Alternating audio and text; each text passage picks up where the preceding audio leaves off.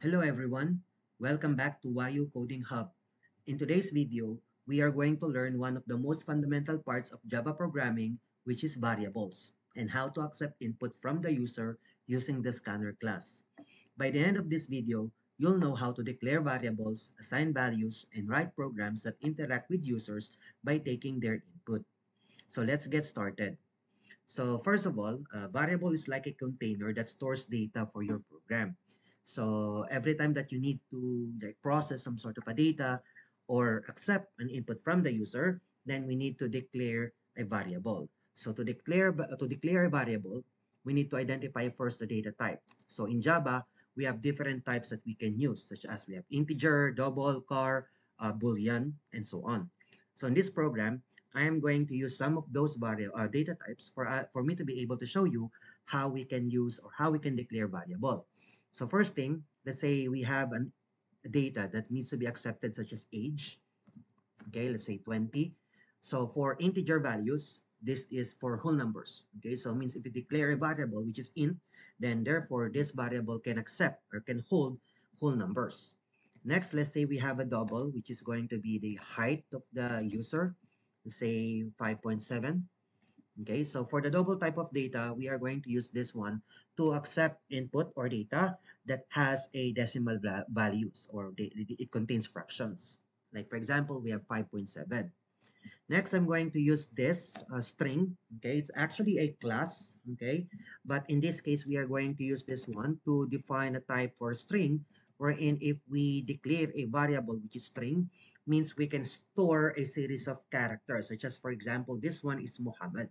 Okay, so it's not only for letters, we can store even alphanumeric characters or even symbols. Okay, if it is going to be string. We will know more about string in chapter number 4. So we are going to rediscuss this again once we move to chapter number 4.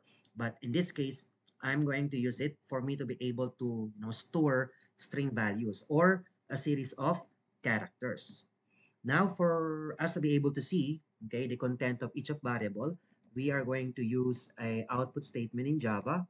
Okay, so use system.out.println. Let's try to display the content of these variables. So let for example, we have name. It's going to have here, concatenate it with the name. So let me copy this and then paste it. Let's just change this one to age. But this time, let's concatenate it with the age. And then next, we have the height.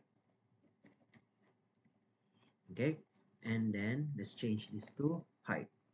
Okay, so as you can see in this program, I have used three variables, which is age, height, and name.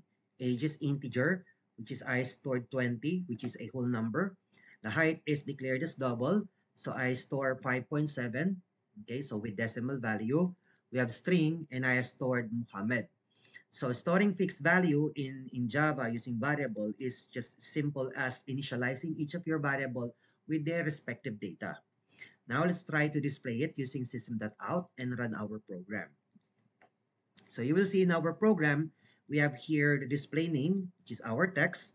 Then we concatenate it to the content of the name, which is going to be Muhammad. Similarly, we have age, and then we concatenate it with the age variable. That's why the display here is 20. And lastly, we have the height, which we concatenate it with the variable height. So we can see here 5.7. And this is how you initialize or declare variable into your program. Now, printing fixed value is good, okay, but programs becomes powerful when they can accept input from the user. So for that, we are going to use scanner class. So to use scanner class is to first, okay, or we are going to follow some steps for us to be able to use scanner class to accept input from the user.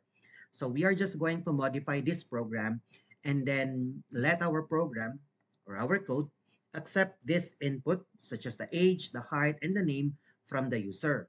So first thing or step number 1, what we need to do is to import the class scanner. Okay, so we are going to use the import reserve word.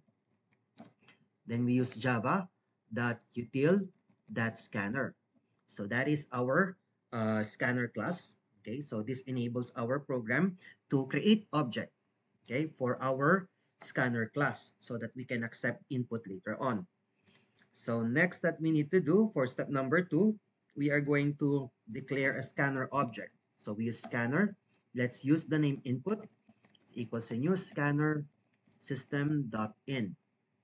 Okay, so once we created our scanner object over here, the next thing that we need to do is we are going to use methods, okay, that are available for the scanner class for us to be able to accept different types of data. Okay, so in this case, we have three types. We have full number, we have a double, and then we have a string. So the next thing that I need to do here is let me just remove this value, okay, because we don't need it anymore. Those data are going to be accepted from the user. So as you can see over here, I have an error over here, okay. Yes, it will be an error as of the moment because all of this, the age, the height, and the name doesn't have any data yet, okay. So if you are going to like display a variable that doesn't even have a data, it will surely give you an error. So as you can see here, variable name might not have been initialized.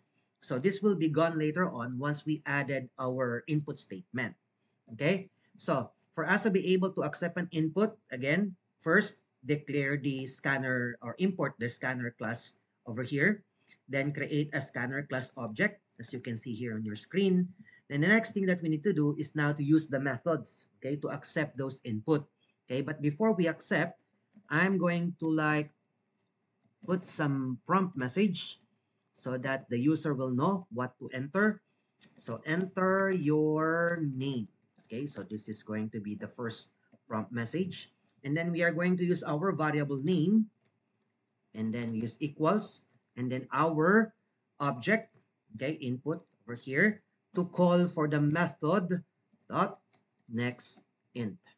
Okay, so that is now our method, okay, for us to be able to accept our input. Oh, sorry, not name. Let's say, okay, so I'm wrong. Name, not int, but we are going to use line. Okay, so the next line method, it is used to accept a entire line of input. So this can either be a number, a letter, a name, a word, or even an entire sentence. Now we can use the next line method if our variable is declared as a string. Okay, so that is for the string type. Now, let's have another prompt message, but this time, let's say enter your age. Okay, so for the age, we are going to make use of next int. So as you can see here, I use next int. We use the next int method because our variable age is declared as integer. This means that our program will then accept an integer value, a whole number. So let's copy this again and then just add another prompt message, which is going to be the height. Okay, but this time, since our height over here is declared as double, so instead of using that next int, we are going to use that next double. Okay, so as you can see in this part of our program, depends on the data type or the type of data that we declare our variable with. That is the type of the method that we are going to use to accept those input from the user. So if it is a string, we use next line. If we use integer, we use next int. If it is a double, or if we declare a variable which is double, we use next double. And as you can see here, the error from the name, age, and height is already gone because we already have codes to accept those input from the user. So meaning these three variables such as name, age, and height will have their own data once we accept it from the user. So let's try the program. Let's save it first. Then run the file. Let's enter the name, Muhammad space Ali Junior. For example, this is the name. We press enter, then it will ask us to accept for the age. So let's say 20, and in the height, let's say 6.0. Okay, 6 feet. Okay, then as you can see here, this is our output. The name is Muhammad Ali Junior. Okay, and the age is 20, and the height is going to be 6.0. So you can collect multiple values one after the another. Just be very careful with the input types. If you expect an integer, then we use next int. If you expect a text, then you use next line. If you expect a double type of data, you can use next double. Okay, and that is how we use variables and scanner to accept input from the user. So in this video, we covered the basics of Java variables and how to accept user input using the scanner class. We learn about different types of variables and how to print them, how to read values from the user, and even build a small code that accepts user information and display it on the screen.